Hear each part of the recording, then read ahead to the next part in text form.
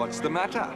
Store wouldn't take your stolen credit card? Credit cards are a notoriously insecure means of payment. Credit card fraud remains the most common type of identity theft in the U.S. About $11 billion worth of losses due to credit card fraud. The vast majority of that is online. It's just a piece of plastic with a number on it, and anyone who knows that number can make a charge to your account. As we go about doing our business online, we tend to give away our credit card information to so many different companies, and that really spreads our risk across a lot of different places instead of just our bank. Josh Summers teaches people about security products in the digital age. It makes me a little uneasy whenever I'm handing out my information to all these different places. And we do it anyway because we like the convenience. But there are a bunch of companies that offer things called virtual credit cards that allow you the convenience of credit cards whilst giving you more privacy and control over your purchases.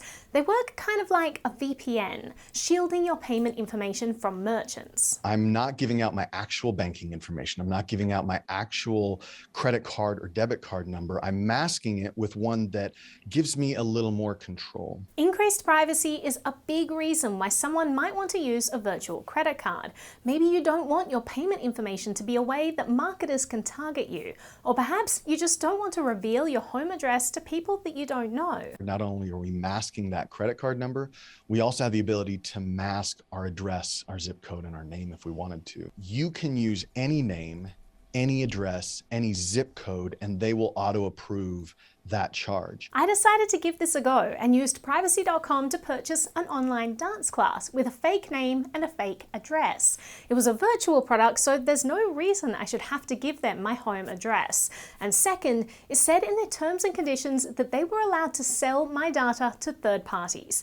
No, thank you. The purchase worked a treat. One less company harvesting my data. The great thing about privacy.com is that they promise never to sell user data in any capacity. And a lot of these virtual credit card companies have similar policies. Another reason you might use a virtual credit card is as a layer of insulation from the world of online fraud. How could someone get a hold of your credit card number? I have no idea, but look how much they spend. We've become so inoculated to using our credit card that now we almost trust anybody with it. But if this number falls into the wrong hands, they will take you for everything you have without any compassion whatsoever. When you have this number, you have the ability to pull money from my account. And yet, we freely hand that number out to almost anyone.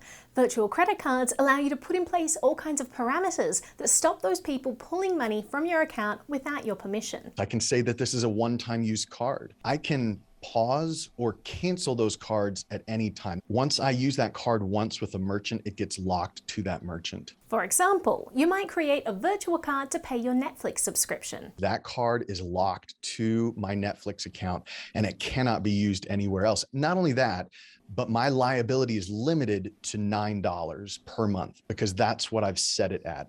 Netflix cannot charge any more than that. I had some yard work done on a house of mine. The contractor basically asked me, can you please just email us your credit card information? When I sent my information, I made it a single-use credit card and for a specific amount for the invoice. So once they hit the card for that amount, the card was closed 2 minutes later. After they charged that $800, anything else that they want to charge on top of that will also get declined. Even if someone gets access to that email and the card number, it will be useless to them. But it's not just sending credit card numbers over insecure methods like email that should concern us. It's also how the company stores that information once they have it. We're giving all this information to companies that we may or may not be really confident about their security measures. All of the small businesses, your local pizza chain or your dentist that are also collecting your payment data, they don't have necessarily these big IT departments to make sure that their infrastructure is secure. Instead of spreading our risk across a lot of different companies, giving our credit card information to all those,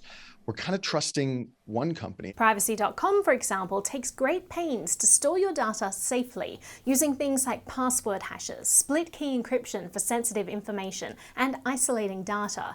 Most of these companies have similar practices, but make sure you read the fine print before you sign up. A third reason why you might want to use a virtual credit card is that it's the best way I've found found to eliminate auto renewals for stuff that you don't want anymore or forget about. A lot of these services depend on you just forgetting that you have a subscription somewhere until you find it on your bill and you're like, oh, I better cancel that, by which time you've already paid for another month that you're not going to use. Subscription services are notoriously hard to cancel. They do this on purpose. I want to quit the gym. You do realize you won't have access to our new full-service Swedish spa. I want to quit the gym. I pressed the cancel button and a little pop-up said, you know, we're sorry that you are interested in cancel. You'll have to email this email address in order to continue. And I'm like, that is not a cancel. So what I did is I went in and I canceled their card. When they run that charge and find out that it's declined, they will stop their services quicker than it would take me to actually do the cancel service. Some caveats about these virtual cards. First, let's go back to that VPN analogy. The same way that a VPN hides your IP from websites you visit, but the VPN company has access to everything you visit, a virtual credit card hides your sensitive information from merchants, but the company sees everything you do. So keep that in mind, that this is not an anonymous service. Now, just because your virtual credit card company knows what you're doing, it doesn't mean that your bank needs to. Some virtual credit cards let you choose from a selection of fake merchant names how you want your charge to show up on your bank statement. They've got a list of like 4 or 5, it's like H&H hardware, like some random names that you can put on. So you can hide it from your bank. That's not mine. Now, a couple more caveats that I'll mention. A lot of people like credit cards because they get cashback rewards. Now, you miss out on those rewards if you're using a virtual credit card.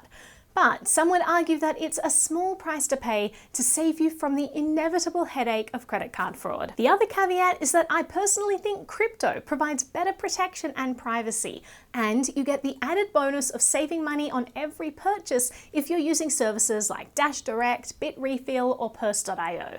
But recurring payments is still a thing that crypto doesn't do well at all. So virtual credit cards are actually a great interim solution that give you back some more control over your finances. All in all, the less data you give out to the least amount of places online, the smaller your digital footprint and the more control you have over your privacy. Virtual credit cards are a really cool product that I recommend people check out. Being able to mask my information, kind of add in that anonymous or pseudonymous layer between my actual information and who I'm giving it to. It just gives me a little more confidence as I move forward, whether it's with my address, my phone number, my credit card, whatever. Whoa!